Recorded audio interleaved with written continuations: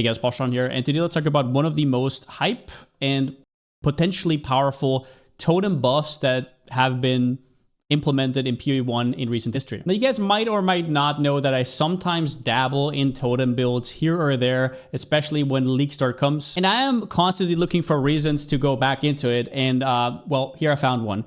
Totem placement speed now also scales the speed at which totems emerge. Ranged attack totems now have a base placement speed of 0.5 seconds. Now, before we go into the spicy part, let's talk about the last part here because this has been a little bit confusing for some people. Ranged attack totems now have a base placement speed of 0.5 seconds. This is a nerf to attack-based ballistas, which start at 0.35 placement speed, whereas spell totems start at 0.6, so this makes it a little bit more even. However, in total, this is an utterly ridiculous buff, and I'm quickly going to show you what emerge actually means. Now, to understand what's going on here, totems have two delays. The first one is the cast time. So for example, imagine you cast a fireball. That's your cast time, right? How long does it take for your character to stand in place? The same thing happens for totems, but instead of casting something directly, you're casting the totem. So don't look at the totem right now, just look at my character and the movement it makes. That time it takes to summon the totem is the totem placement time. But then there's the second part, which is way worse, which is the emerge time. And that is the totem after you summoned it getting fully built up. So now just look at the totem, not at me. You can see that it goes from the ground up.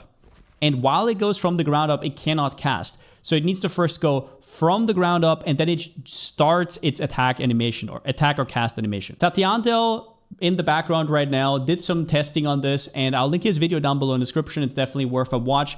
And he came to the conclusion that the emerge time that it takes before the totem even starts attacking or casting is 660 milliseconds or 0.66 seconds. And this one did not used to be scalable, but it now is.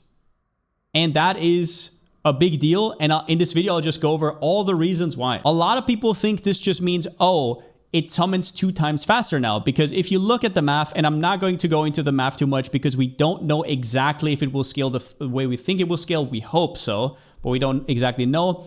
If that is the case, then yes, the time from you starting your click until your totem starting to attack will be twice as fast. But it's even better than that because this emerge time is way more important than the cast time. So the waiting is off here. The fact that we before only got to scale the placement speed itself, and now we get to scale the emerge speed as well, is the reason. Like, this emerge time is the sole reason why totems feel clunky sometimes. So think about you going through a map.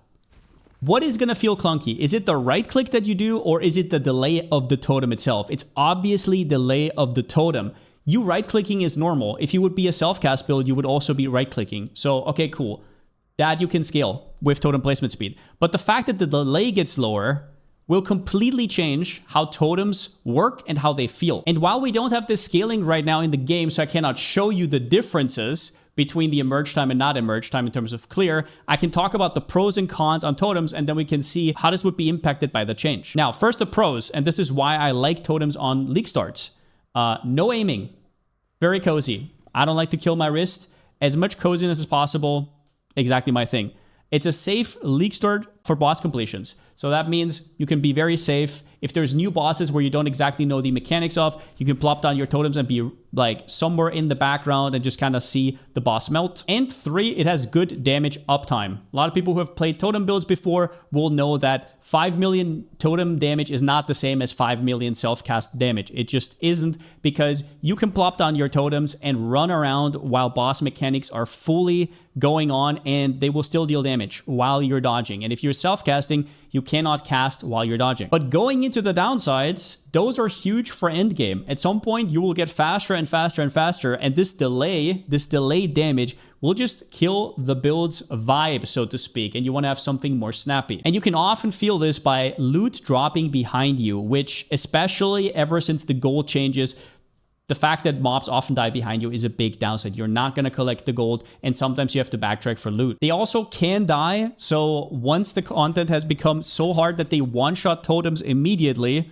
well, you're not going to do much with totems at all. Because the point where totem builds die is where you have to play safe, right? You have to like place and then wiggle around, which nobody wants to do. You want to plop down your totems, phase through enemies while they die. And the last downside, which you can't really do much about, you can't leech or get any on kill effects. Now on poison and damage over time builds, you actually can, because damage over time kills from your totems count as your kills, and you can also theoretically reach if you were a fizz build, although right now fizz attack builds are a little bit, not the greatest. So why is this change so big? It's because the only difference between a self-cast build, something that happens immediately after you click, and a build like a totem build is the emerge time.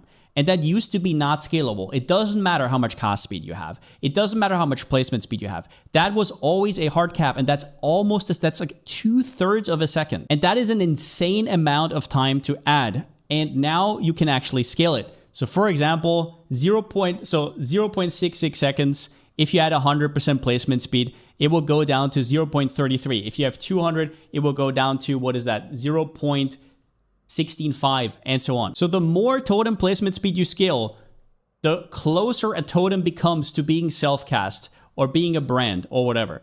And that is important because sometimes totems have extreme amounts of damage, especially on low gear levels. And the downside is that they're clunky. But if this clunkiness vanishes, all of a sudden you have a build that might straight up just be better, strictly better. And this will result in two things, which we just talked about in terms of cons. The leech you can't really help. You don't have leech, you have to somehow get regen. But stuff will die not as far away, so you can actually pick up more gold and you don't have to backtrack as much. So your clear speed will go through the roof. And this is important because getting placement speed if you're on a Hierophant is not that hard. You get 140% placement speed from just these 3 nodes, and then 10%, for example, from Ballista Totem support quality, and then you can also get more from the passive tree. And this is now a premium stat, which is one of the reasons why I will most likely start on Hierophant instead of Champion, and I'll give you more on that in a second. But thinking about it, stuff dies less far away, you get more stuff, and also totems are more responsive and get more attacks and casts off. So that means while the totems go up and they can't do anything, they're usually just fodder to get one-shotted by AoEs. But now that time frame is smaller, so they have more time to kill the mobs that kill them. Now, after all we talked about here, spell totems actually want even more than ranged attack totems. Ranged attack totems get a lot, but they pay a little bit for the extra stutter that it takes to put down your totem. So it's overall a huge buff. But spell totems got this buff completely with no downside, because as I said, this only affects attack totems. So spell totems, something like Stormburst totems, is definitely something that's on my radar for the future. Now, I want to tell you a cautious tale though, because we don't know if it will actually scale 1-to-1. We assume it does, but it does not necessarily say that in the patch notes. It just says it scales it, so we don't know the exact formula, but there could be a part of the emerge time from that 660 milliseconds that is not scalable. Maybe it just scales half of it. And I say that because that's what's happening in PoE 2. And if you've ever played a totem build, you know that already, because if you get a lot more totem placement speed in PoE 2.